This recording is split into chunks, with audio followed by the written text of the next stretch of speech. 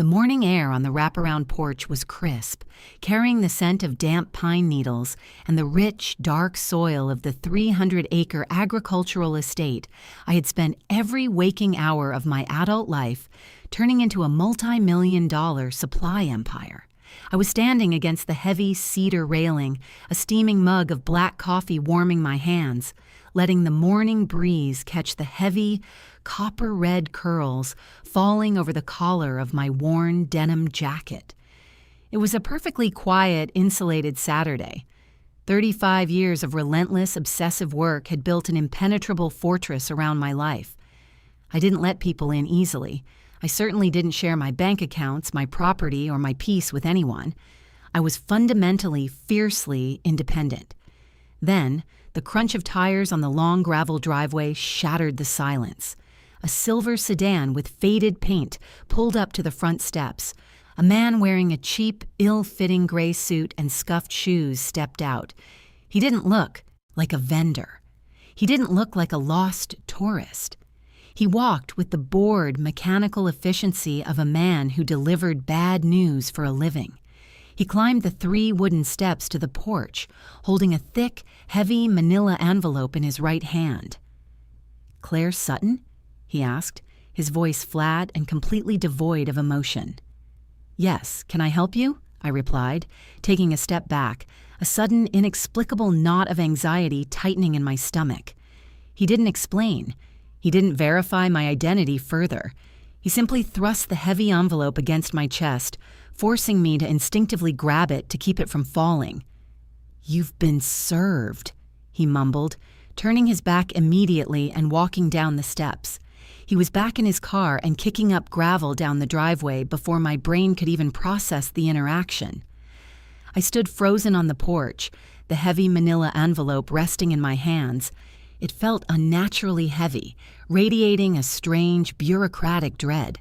There was no return address, just my full legal name, printed in stark black capital letters. I set my coffee mug down on the cedar railing with a trembling hand. I tore the thick paper open, my thumb catching on the metal clasp, pulling out a stack of 50 dense, legally bound pages. The bold, terrifying typography of the header instantly pulled all the oxygen out of my lungs. In the family court of the state. Petition for dissolution of marriage. My eyes darted violently across the page, desperately trying to make sense of words that shouldn't exist in my reality. Petitioner: Declan Arthur Croft. Respondent: Claire Elizabeth Sutton. I stopped breathing.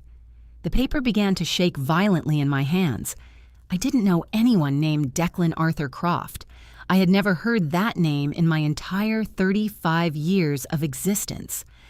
I flipped to the second page, the legal jargon blurring together into a sickening, suffocating wave of panic. Petitioner requests an equitable division of all marital assets, including, but not limited to, the 300-acre Sutton estate, all associated agricultural corporate holdings, operational liquid capital, and the primary residential property.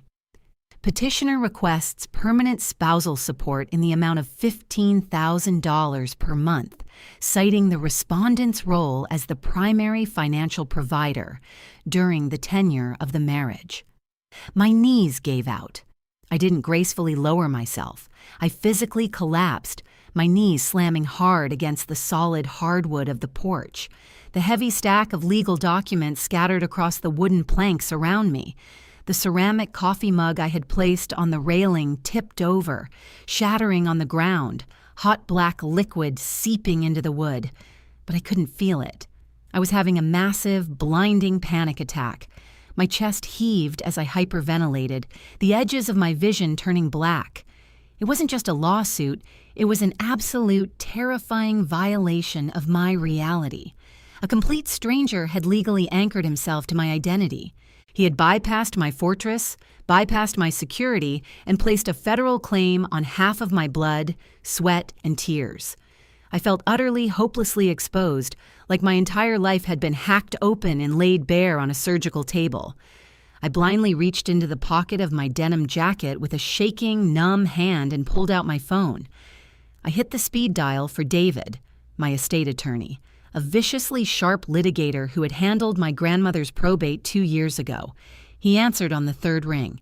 "Claire, it's Saturday morning. Is everything—" "David," I sobbed, the sound tearing out of my throat, raw and utterly pathetic.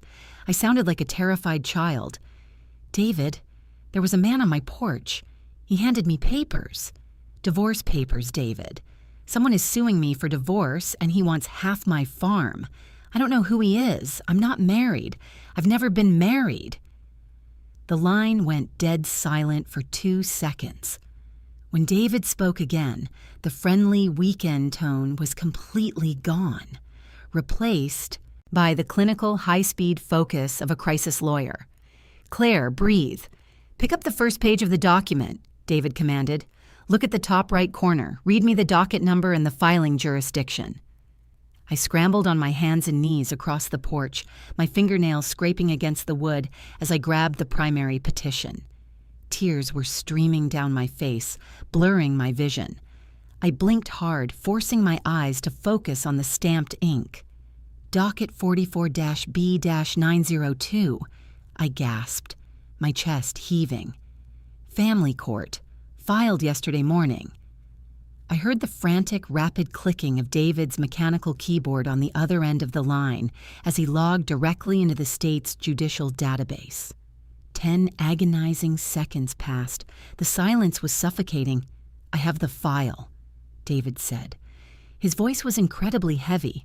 It wasn't the voice of a lawyer dismissing a clerical error. It was the voice of a lawyer looking at a catastrophe. "Claire, this isn't a clerical mix-up. This is a fully executed, notarized, and legally binding marriage certificate. It was filed 8 months ago in Clark County, Nevada. It has your social security number. It has your exact date of birth. And it has a signature that perfectly matches the biometric ink analysis on your corporate tax returns." A cold, paralyzing shockwave rippled down my spine, instantly freezing the tears on my face. To execute a double proxy marriage in a loose jurisdiction, like Nevada without my physical presence, a fraudster wouldn't just need my social security number. They would need my original embossed birth certificate. They would need high-resolution copies of my driver's license. They would need intimate, foundational documents that I kept locked in a fireproof safe inside my house. Only 2 people on planet Earth had ever had unrestricted access to that safe. Only 2 people knew the combination because I had foolishly given it to them before my grandmother died, before I realized they were financial parasites and cut them entirely out of my life. My parents. "Claire, are you still there?" David asked, his voice tight with concern. "Listen to me. We need to file an emergency injunction on Monday morning. If this man gets a preliminary hearing, he can request the judge to freeze your operational accounts until the divorce is finalized. He could paralyze the entire estate." I didn't answer right away. I sat on the hard wooden planks of my porch, surrounded by the shattered pieces of my coffee mug and the scattered pages of my own engineered destruction. The suffocating, hyperventilating terror that had gripped my chest just 3 minutes ago was suddenly, violently gone. It evaporated, replaced by a cold, dark, and absolute fury. They hadn't just tried to steal my money. My own parents had sold my identity to a ghost, turning my life into a crime scene just to get a piece of the inheritance they felt entitled to. "Don't file the injunction, David," I whispered. My voice was no longer trembling. It was as hard and sharp as broken glass. "What, Claire, you have to. We need to contest the validity of the marriage immediately, or—" I said no, I commanded, pulling myself up off the floor, my boots planting firmly on the wood. I wiped the last tear from my cheek. "If we contest the marriage now, they scatter. They delete the emails, they burn the burner phones, and they claim they are victims of the same fraud. I am not going to let them run." I looked out over the 300 acres of prime timber and agricultural land that belonged to me. "If Declan Croft wants a divorce," I said, a terrifying predatory calm settling over my entire body. Then we are going to give him a divorce. Pull his financial records, David. Pull everything. Hire the most vicious private investigator on your payroll. I want to know what this ghost had for breakfast 10 years ago. Because when I sit across the mediation table from him, I'm going to take every single thing he owns. For 21 days, I didn't sleep. Identity theft is not merely a financial crime. It is a profound, visceral, psychological violation. It felt as though a stranger was living under my skin. Every time my phone rang, my heart hammered violently against my ribs. Every time I signed a payroll check for my farmhands, my hand trembled. Wondering if my accounts had been frozen by a judge's gavel in a courtroom I wasn't even aware of. The 300 acres of prime timber and agricultural soil that had always been my sanctuary suddenly felt like a massive, vulnerable target painted on my back. I kept working. I had to. I spent my days in the mud and the diesel fumes of the heavy machinery, wearing my scuffed leather work boots, rigid denim, and a thick canvas jacket, tying my heavy copper-red curls back into a tight, messy knot. I physically exhausted myself on the estate, desperately trying to burn off the suffocating anxiety. But at night, alone in the sprawling, silent farmhouse, I sat in the dark with a glass of bourbon, staring at the Nevada marriage certificate, mapping the architecture of my vengeance. On the 22nd day, the waiting ended. David, my estate attorney, did not call. He simply drove his black Lexus SUV up the long, tree-lined gravel driveway of the estate, parking next to my mud-spattered heavy-duty truck. He wasn't alone. I met them in my home office, a massive room of exposed oak beams, leather furniture, and topological maps of the property. I didn't offer them coffee. I stood behind my heavy reclaimed wood desk, my hands planted firmly on the surface, waiting. The man who walked in behind David was built like a cinder block. He wore a muted gray suit that didn't quite hide the thick, muscular tension in his shoulders. He had the cold, dead-eyed stare of a man who had spent his entire life looking at the ugliest fractions of human nature. "Claire, this is Marcus Vance," David said, skipping the pleasantries as he closed the heavy oak door behind them. He spent 12 years as a forensic investigator for the Treasury Department before moving to the private sector. He is the most ruthless asset tracker I have ever met. Vance didn't smile. He didn't offer his hand. He simply walked to my desk and dropped a massive, heavily bound black dossier onto the polished wood. It landed with a heavy, definitive thud. "You don't have a husband, Miss Sutton," Vance stated, his voice a low, gravelly baritone that commanded absolute silence in the room. "You have a parasite. His legal name is Arthur Vance Pendleton, though he operates under 6 known aliases, including Declan Croft. He is 42 years old, and he is a professional, high-end grifter." I stared at the black folder, my pulse beginning to race, the exhaustion of the last 3 weeks instantly replaced by a razor-sharp, predatory focus. "Show me." Vance flipped the heavy cover open. The first page was a high-resolution surveillance photograph of a man in a tailored suit, sipping espresso at a high-end outdoor cafe. He was handsome in a generic, forgettable way, the exact kind of face designed to disarm wealthy, lonely targets. "Pendleton specializes in matrimonial fraud," Vance explained, tapping a blunt finger against the photograph. "He targets women who have recently inherited substantial liquid assets but are socially isolated. He fabricates a romantic history, utilizes forged double proxy marriage licenses in states with notoriously lax verification protocols, like Nevada or Montana, and then files for a contested divorce in a different jurisdiction to force a rapid financial settlement. He sues them, terrifies them, and offers to make the lawsuit disappear for a fraction of their net worth," David interjected, his legal mind analyzing the mechanics of the extortion. Most victims are so paralyzed by the fear of a drawn-out, public court battle that they just write him a check for $500,000 to go away. Exactly, Vance nodded. But to pull off a double proxy marriage without triggering federal red flags, Pendleton needed original embossed documents. He needed a pristine Social Security card, an original birth certificate, and a verified signature sample. I closed my eyes for a fraction of a second, a cold, bitter knot forming in my throat. I knew exactly where those documents came from. Vance turned the page of the dossier, revealing a complex, color-coded financial flowchart. It was a masterpiece of forensic accounting. 3 months ago, your parents, Robert and Elaine Sutton, took out a second mortgage on their suburban home, Vance stated, delivering the fatal blow with clinical precision. They extracted $75,000 in liquid cash. They didn't declare it. Instead, they structured the withdrawals into increments of $9,000 to avoid triggering CTR, currency transaction reports, at the bank. He traced a red line on the chart with his finger, connecting my parents' bank to an offshore shell company. They wired $60,000 to an LLC registered in the Cayman Islands. That LLC is entirely controlled by Arthur Pendleton. Your parents didn't just leak your identity, Ms. Sutton.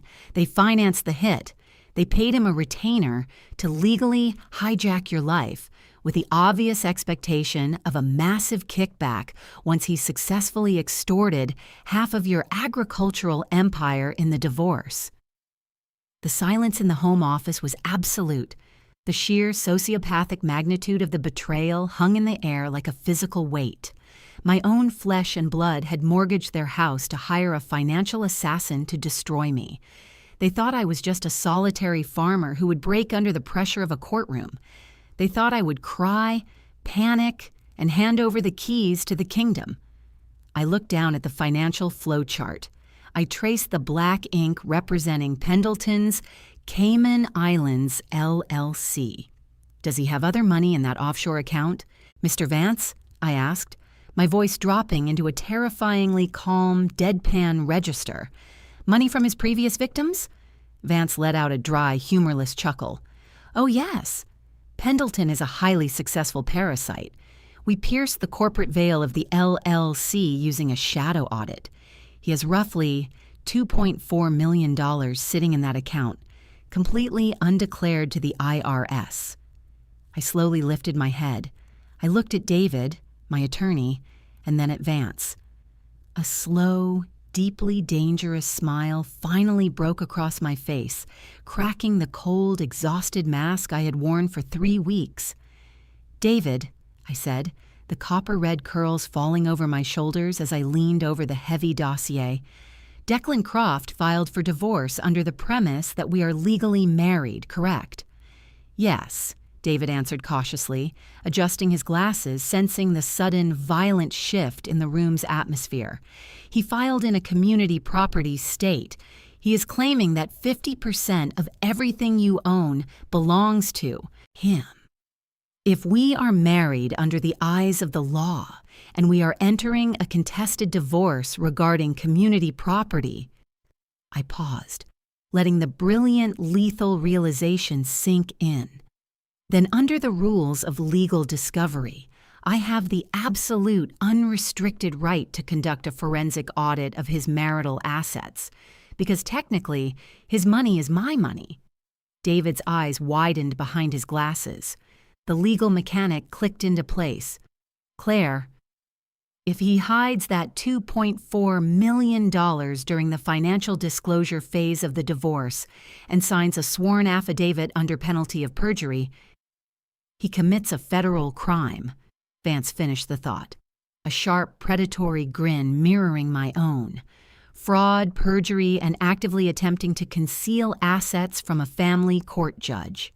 We aren't going to fight the marriage certificate, I commanded, shutting the heavy black dossier with a definitive, echoing snap. We are going to give my loving parents and my fake husband exactly what they want. We are going to surrender. I walked around the desk, the heavy soles of my boots clicking against the hardwood floor. "David, call Pendleton's attorney on Monday morning," I instructed, my voice ringing with absolute Sorkin-esque authority. "Tell him that I am terrified. Tell him that the stress is destroying my health, and I am desperate to avoid a public trial. Tell him I want to arrange a private, binding mediation settlement. Tell him I am willing to cut a cashier's check for $2 million to buy him out of the marriage." "Baiting the trap," David murmured, pulling a legal pad from his briefcase, his pen already flying across the paper. "Exactly," I said, looking out the large window at the sprawling green acres of my empire. "They won't be able to resist a guaranteed immediate payout. They'll come to the table to sign the papers and collect their blood money. But I want a formalized deposition of assets prior to the signing. I want Pendleton and my parents in that room, on the record, swearing under oath that they have disclosed all finances."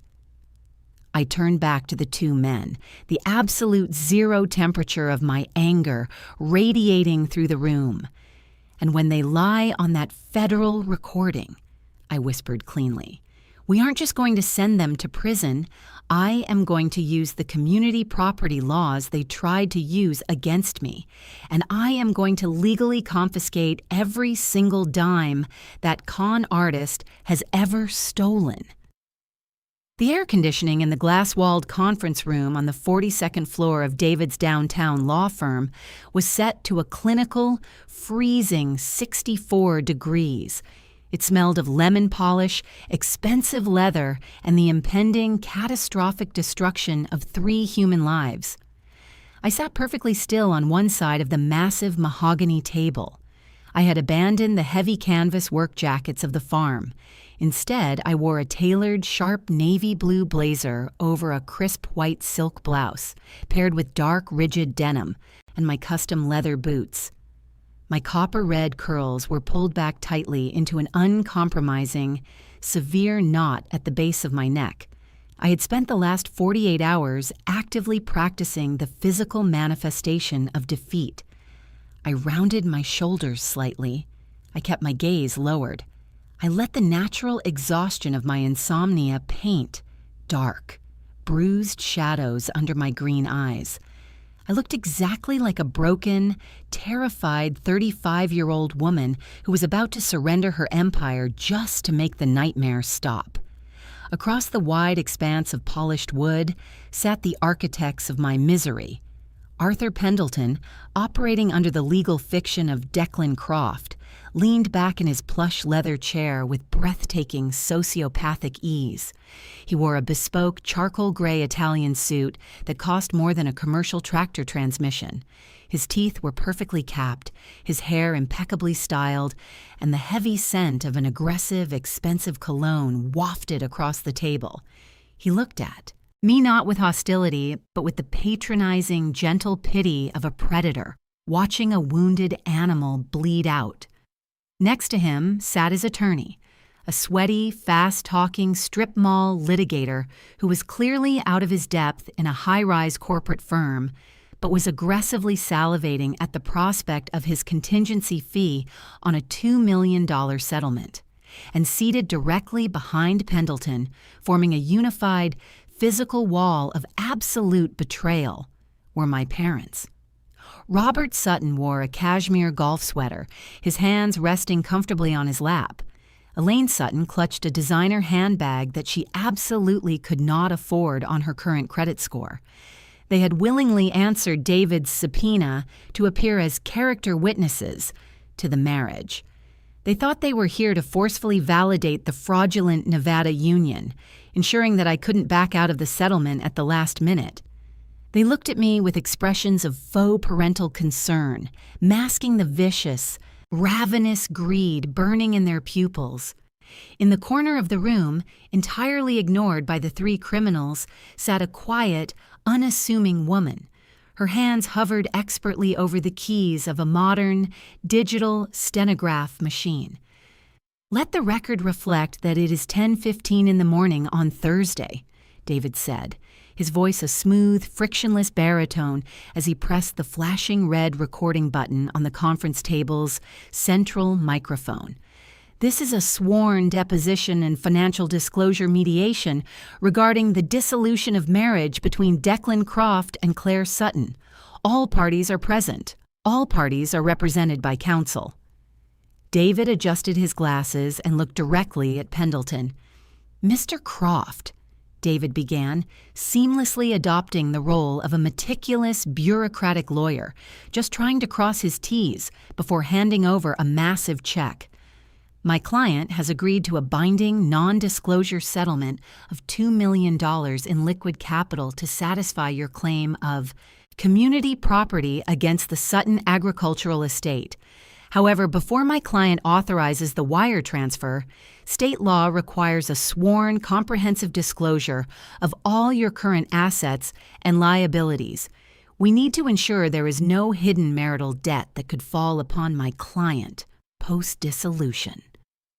Pendleton's sleazy attorney leaned forward, waving a dismissive hand. "We submitted the financial affidavit yesterday, Counselor. My client is a modest freelance consultant. He has $12,000 in a checking account and a leased sedan. He has no other assets. Let's not drag this out and torture your poor client any further. She's clearly under extreme distress." I let a small, pathetic whimper escape my throat, burying my face in my hands. It was an Oscar-worthy performance of a shattered woman. "I appreciate your urgency, Counselor," David replied cleanly, "but I need your client to state it for the federal record, under oath." David slid a crisp, printed document across the mahogany table. It was the standard financial disclosure affidavit, heavily stamped by a notary.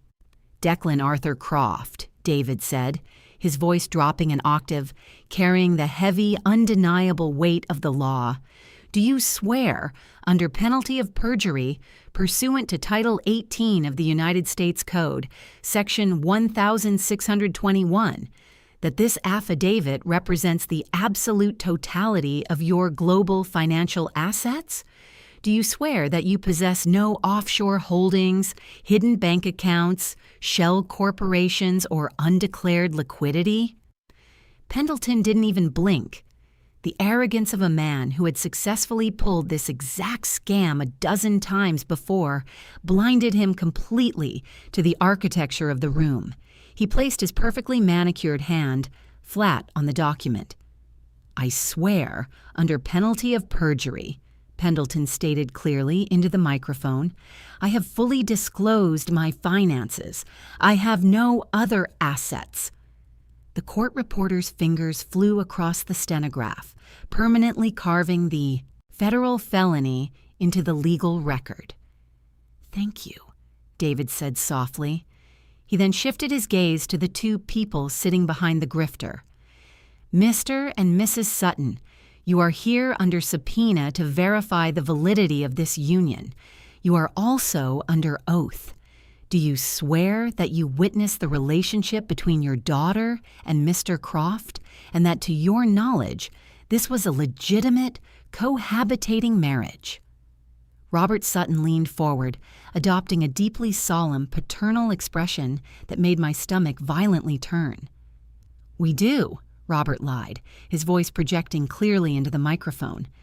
"Claire has always been secretive. We attended a small private ceremony in Nevada. We just want what is equitable for Declan. He was a good husband and he deserves a fair share of the estate they built together." "Yes," Elaine chimed in, wiping a completely fabricated tear from the corner of her eye. "It breaks my heart to see it end, but the law is the law. The settlement is the right thing. Do, Claire. It's time to move on." They had done it. They had willingly, arrogantly stepped directly into the federal slaughterhouse and locked the door behind themselves. They had committed coordinated perjury, conspiracy to commit fraud, and extortion, all perfectly captured in high-definition audio by a certified court reporter. I slowly lowered my hands from my face. The hunched, terrified posture vanished entirely. My spine straightened into a rigid, uncompromising line of pure steel. The bruised, exhausted look in my green eyes was instantly consumed by a cold, calculating, and predatory fire The sudden, violent shift in my physical presence was so jarring that Pendleton actually stopped breathing for a fraction of a second, his smug smile faltering. I reached down into the leather briefcase resting at my feet. I didn't pull out a checkbook. I pulled out the massive, heavy black dossier that former Treasury investigator Marcus Vance had delivered to my farmhouse. I dropped it onto the polished mahogany table. It hit the wood with a loud, violent crack that echoed off the glass walls. "You're absolutely right, Dad," I said, my voice completely stripped of the pathetic, trembling weakness from 60 seconds ago. It was a freezing, lethal whisper that carried across the table like a physical blow. The law is the law, and under the community property statutes of this state, any financial asset acquired or hidden by a spouse during the tenure of the marriage is legally subject to a 50% division. I flipped the heavy cover of the dossier open. "So, Declan," I continued, staring directly into the eyes of the professional parasite who had tried to steal my life, "let's talk about the Cayman Islands." The name Cayman Islands hit the freezing air of the conference room like a live grenade. Arthur Pendleton's bespoke, charcoal gray Italian suit suddenly looked incredibly restrictive. The smug, patronizing smile vanished from his perfectly capped teeth, replaced by a rigid, microscopic twitch in his left jaw muscle. Behind him, my father, Robert, gripped the armrests of his chair so tightly his knuckles turned a sickly, translucent white against his cashmere sweater.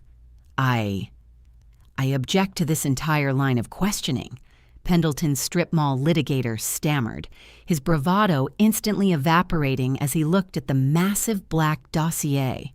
He reached across the mahogany table, desperately trying to pull the narrative back. "My client's financial affidavit is complete. This mediation is about the Sutton estate, not baseless accusations about offshore." "This mediation," David interrupted, his voice dropping like an iron anvil, "is an official discovery proceeding in a contested divorce. Your client opened the door the moment he filed the petition. You claimed my client's assets were your assets. In doing so, you legally gave us absolute, unrestricted subpoena power over your client's entire global financial footprint. I didn't look at the lawyer. I kept my green eyes locked entirely on the 42-year-old grifter sitting across from me. I opened the thick black folder and pulled out an 8x10 glossy photograph, sliding it across the polished wood. It was a surveillance photo of Pendleton, looking completely relaxed at a high-end European cafe. "Arthur Vance Pendleton," I read cleanly from the Treasury report, the copper-red curls brushing against the collar of my navy blazer as I leaned forward. I didn't yell. The absolute zero temperature of my voice was far more terrifying. "Also known as Declan Croft, a professional matrimonial fraudster with active, unserved federal warrants for mail fraud and wire extortion." Pendleton didn't reach for the photo. He stared at it as if the glossy paper was coated in anthrax.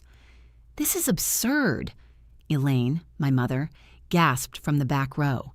She clutched her designer handbag against her chest, her chin-length blonde hair trembling as she desperately tried to maintain the illusion. "Claire, what are you doing? Declan is your husband. Stop this nonsense right now before you ruin the settlement." I slowly shifted my gaze from the parasite to the people who had hired him.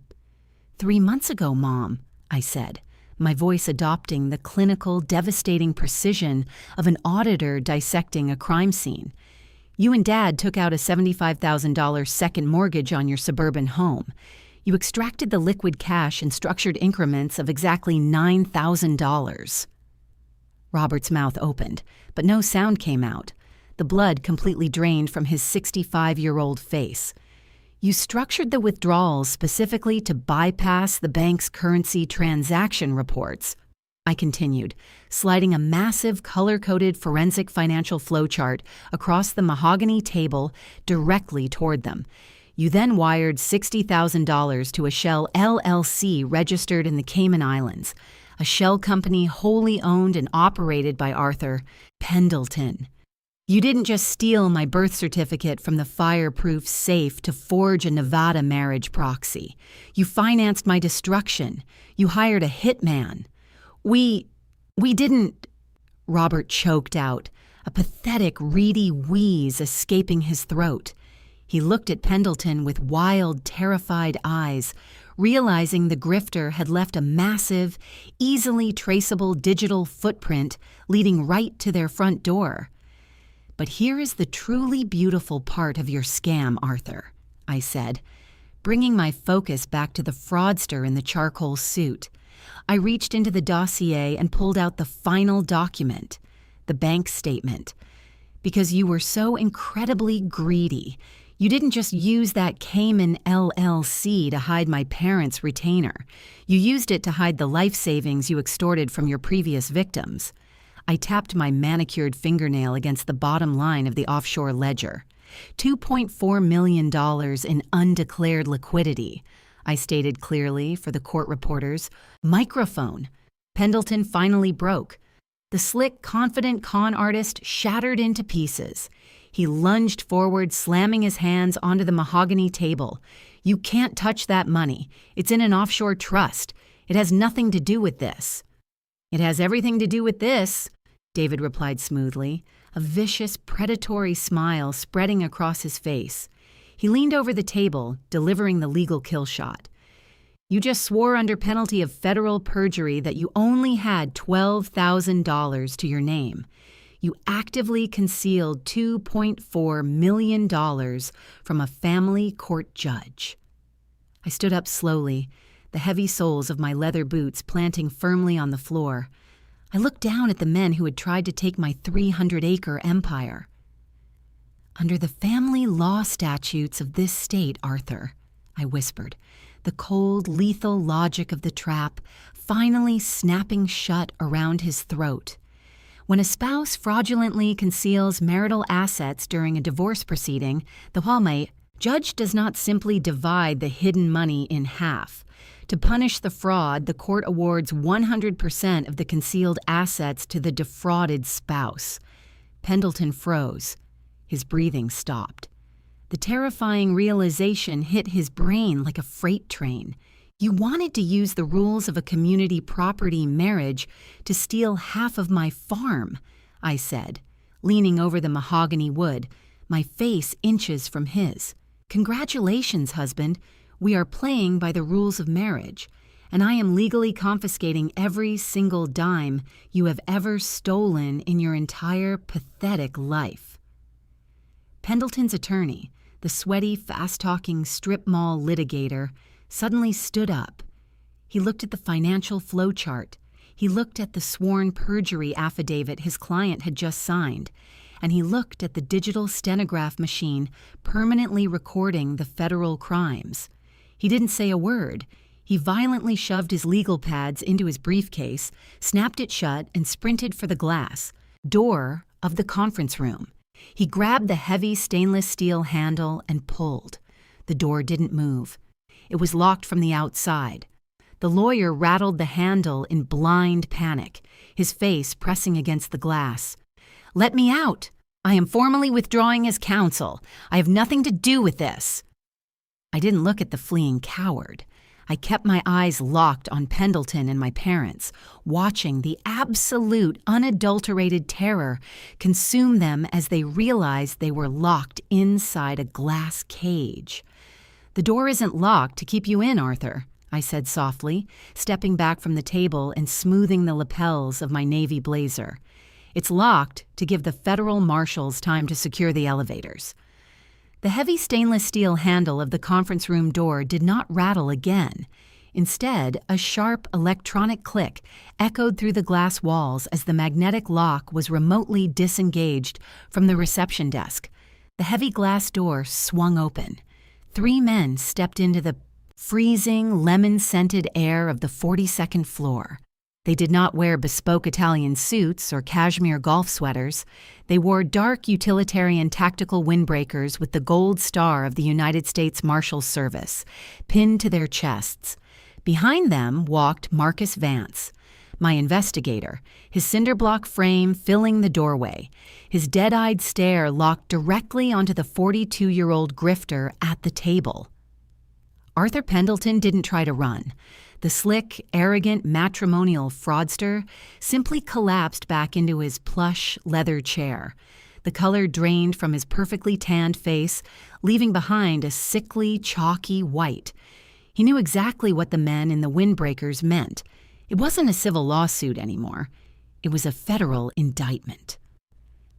Arthur Vance Pendleton, the lead marshal announced, his voice a booming, authoritative thunderclap that completely shattered the silence of the room. He walked directly toward the mahogany table, unhooking the heavy steel restraints from his tactical belt. You are under arrest for aggravated identity theft, wire fraud, conspiracy to commit extortion, and federal perjury. The sleazy strip mall litigator, who had been pressing himself flat against the glass wall like a terrified insect, immediately raised both his hands in the air. I invoke safe harbor. I was lied to by my client. I had no prior knowledge of the fraudulent proxy. The marshals ignored him, yanking Pendleton out of his expensive chair and forcefully securing his wrists behind his back. The ratcheting click of the metal teeth echoed violently. But the true devastation was happening on the other side of the table.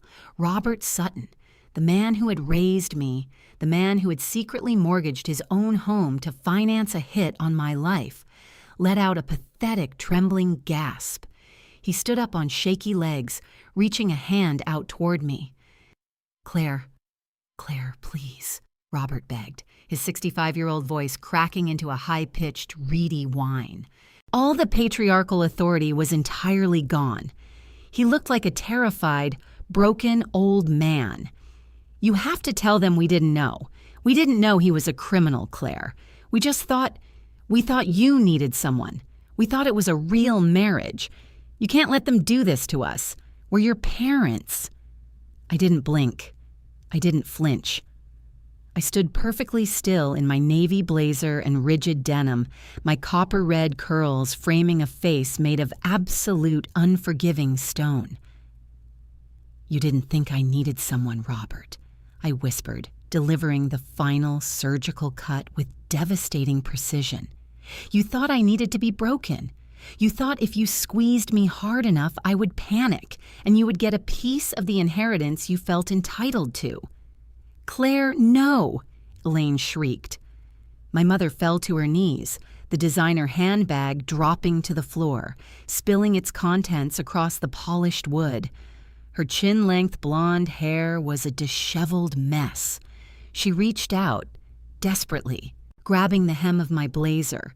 "Please, they're going to take our house. We took out a second mortgage for him. We have nothing left. You have to protect us." I looked down at her. I felt absolutely nothing. The biological tether that had tied me to them had been completely severed the moment that process server stepped onto my porch. I gently but firmly pulled the fabric of my blazer out of her desperate grasp. "You protected your investment, Elaine," I said, my green eyes completely devoid of warmth. "Now I am protecting mine." I looked up at the second U.S. Marshal and gave a single, definitive nod.